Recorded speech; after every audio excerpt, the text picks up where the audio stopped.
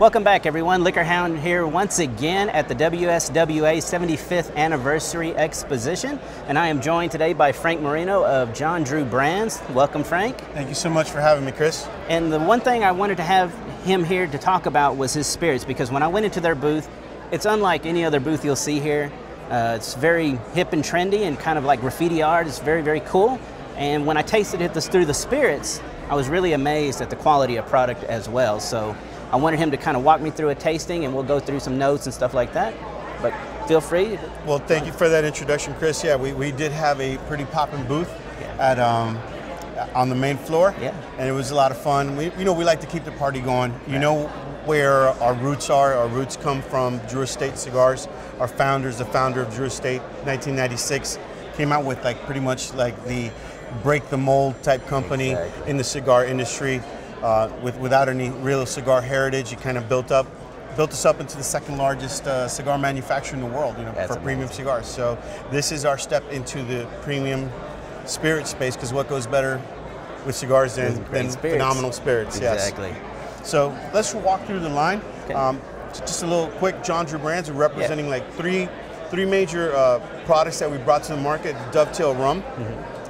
The John Drew, the signature line, and then Bricks and Mash Destroyer. Okay. And we'll taste through them, and we'll talk a little bit about them. So, are you ready? That's the question. All right. So, first one I'm going to start with the Florida rum. Okay. Florida rum, 100% Florida sugarcane, blackstrap molasses. Nice. Distilled and then aged for 4 years and 2 years in bourbon barrels. Okay. Right in the center of Florida. And the one thing I will say is, when I first tasted this spirit, I was almost blown away by the amount of bourbon barrel influence, and it was a really tasty bourbon barrel influence, not just oak. Very, very sweet and complex. So, like always, we want to take a look at the color first. It's a nice, like medium amber, real nice. You want to take a little smell.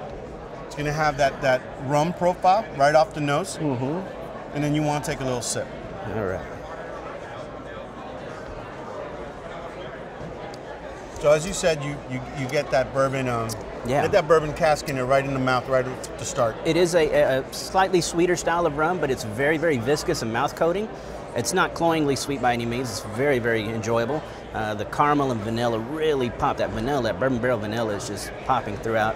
Absolutely. So one of the signature things is like this ends up being almost like a Spanish style rum. Okay.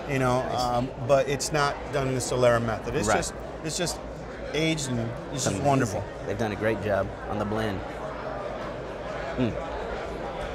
In the same family of Florida Dovetail, we launched, and we're kind of like, this is our coming out party for Dovetail Puerto Rico. Let's go ahead and put these in. So we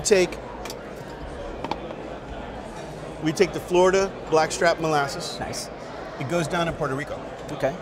And there, we distilled it. Okay. But then we aged it 4 years in bourbon barrels as well. Okay. Just a little bit longer aging, and then you're going to start picking up some of the notes, that little extra aging time. Right. How it affects the spirit itself. And I'm still chewing on that 2-year-old. It's amazing. It's still going. Great compliment. Like all good spirits are great compliments for cigars. Right.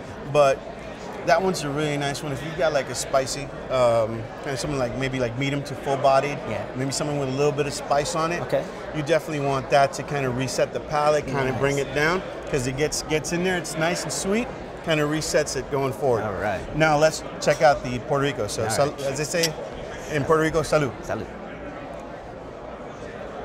So first off the nose, what are you getting there, Chris? This one's more fruity, almost like a tropical fruit element going on. Tropical fruit, yes. And I would say, if I was trying to pick out the exact fruit, wow, what is that? Maybe, what do you think that is? A guava or papaya? Well, you're gonna, as that sugar ferments, as that sugar gets distilled, and then the sugar ages, you're gonna start picking up, in certain parts you get that floral part, you get some of the fruitier parts, and some of the things you pick up a little bit, some of that orange, a little bit of citrus, a little bit of citrus, and then you kind of follow it with some of like maybe a little pineapple, maybe a little, you called it was mango, and, something in the family of one of the sweeter fruits. Yeah, and it was like almost like now that I'm nosing it more, I'm getting, like you mentioned, the orange, a citrus element. It's almost like an orange marmalade coming through. Right. So now you want to take that sip. I definitely do.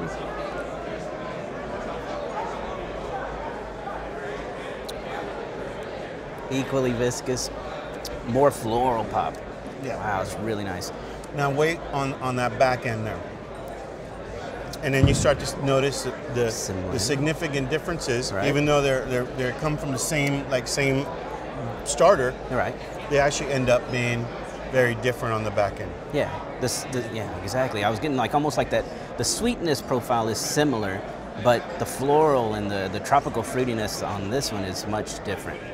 And then you're gonna get some of that vanilla way at the back end, and then you've got like that oakiness that kind of closes it out.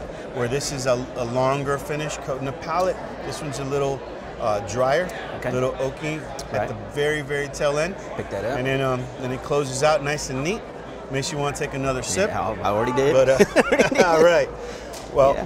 Excellent, lovely. Well, Great cheers products. on that. I mean, cheers. we really love our Dovetail rums. Just a beautiful product that we're just happy to bring out.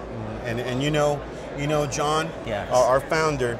He likes making things that people enjoy. We want you to consume Dovetail rum with your friends. Give them around, light up some cigars, and probably knock down that bottle or two. Well, all right. So next up, we have our signature, that John Drew Collection rye, and John Drew rye is actually a 4-year-old Canadian rye, 100% Canadian rye, aged in lightly toasted oak. Right. And from what I understand, it's 95% rye, right? 5% Well, barley. it's actually 100% Canadian rye, okay. 95 rye, Right. 5% Canadian malted rye. Okay. Oh, excellent. And nice. little shout out to our cigar heritage with the band here. Beautiful. And this is what JD wanted to bring to the whiskey world. Right. And we'll walk you through this. And what's the differences? What are the differences in this rye? Right. Makes it kind of special and wonderful. So, like all good things, always admire. Yes. Take a little whiff. Reset that nose. And what are you getting on your nose? It's like a yeasty rye bread. It's very, very nice. Right. The younger the rye you still pick up, you kind of start losing that after like 4 years. You start losing that little bit of that yeast, which is endemic to like something that's coming right off the still. I'm enjoying it. But you still get a little bit of that, Caramel. and then you're gonna get like a little bit of that, maybe a little caramel, maybe a little bit of sweetness. That's kind of very, very light in the tail end on the nose. And then the best part. The taste. I love smelling them, but tasting them is so much better. Let's check it. Cheers. Cheers. Thank you.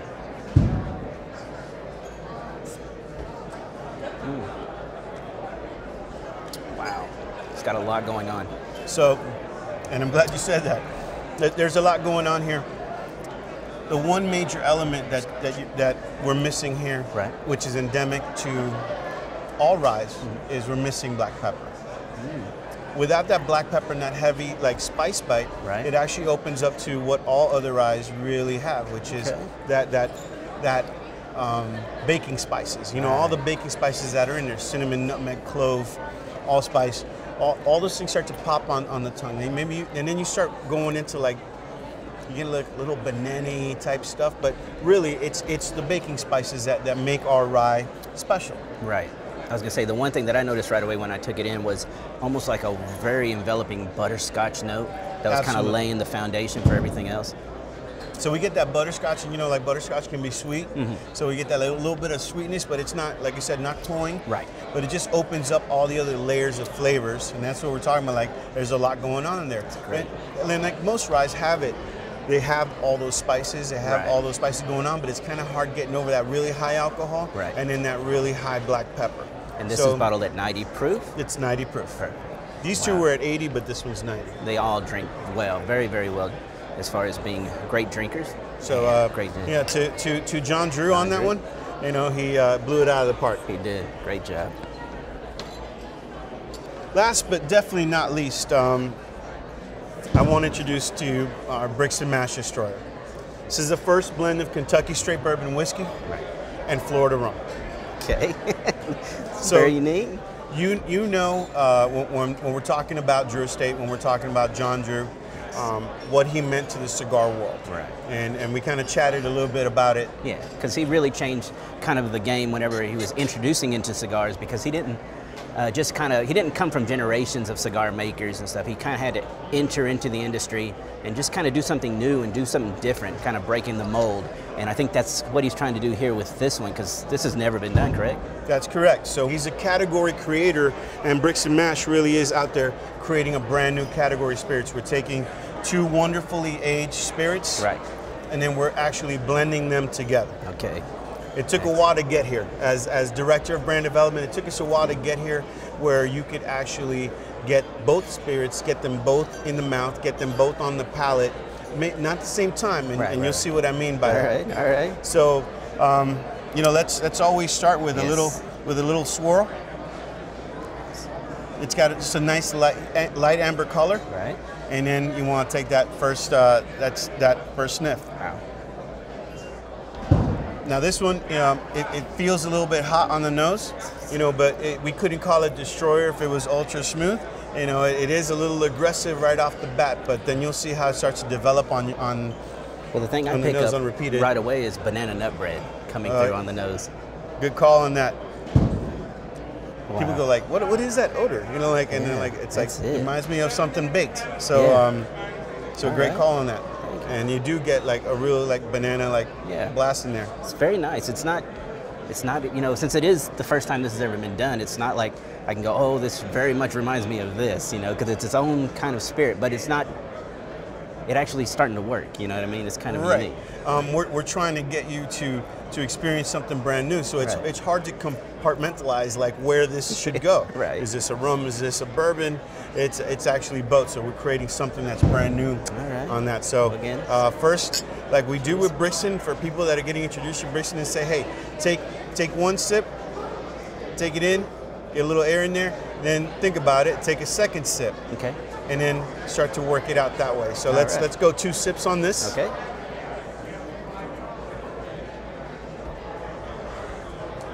Start thinking about what's happening on your palate, you know, in the order of flavor, from front palate to mid palate to the end. Okay.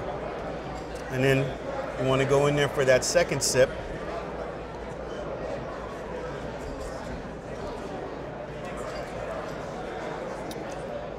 Yeah, it almost starts like a rum. Okay. But then it starts leaning on the bourbon on the finish, so you start getting the depth of the bourbon, the oak coming through. Absolutely. Yeah, beautiful, wonderfully so sweetness. It kind of takes you on this ride where some palates are going rum first, right? And then they're going and it finishes like really oaky bourbon.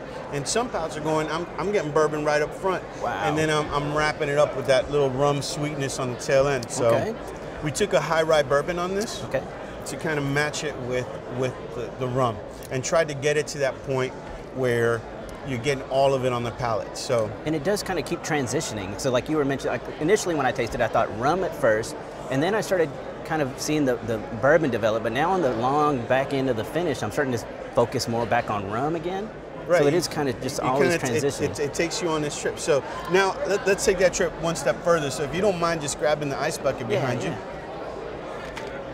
There we go. So what I'd like to do right now is maybe get a couple cubes in there. Okay.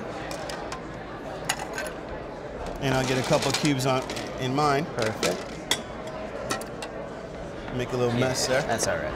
But what I want you to do is let's swirl it a little bit. Okay. And what I want to show you is what chilling and dilution will do to Brixton. All right. And now you want to take a little sip on that, and then tell me where you're going.